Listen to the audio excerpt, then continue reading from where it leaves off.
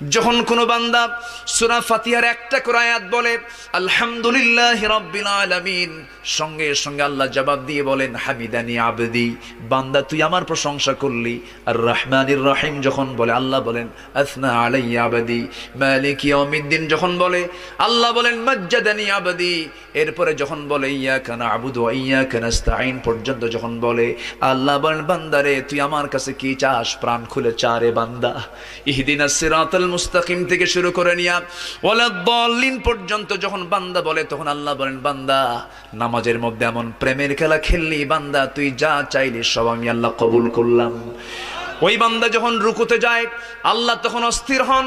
ওই বান্দা যখন সিজদায় যাওয়ার জন্য প্রস্তুতি নাই, সমস্ত ফেরেশতাকে ডাক দিয়ে বলেন ও ফেরেশতারা, এই বান্দাগুলো আমাকে দেখলো না, রাসূলকে দেখলো না, কোরআনকে দেখে হাদিসকে বিশ্বাস করে আমাকে খুশি করার জন্য তার সবচেয়ে সম্মানজনক জায়গা সিজদা আমাকে দেওয়ার জন্য, তার মস্তক আমাকে দেওয়ার জন্য কিভাবে সঁপিয়ে দিচ্ছে। ও বান্দা, ওই ফেরেশতারা তোরা সাক্ষী থাক, এই সমস্ত বান্দার জন্য সকল জাহান্নামের দরজা বন্ধ করে 8টা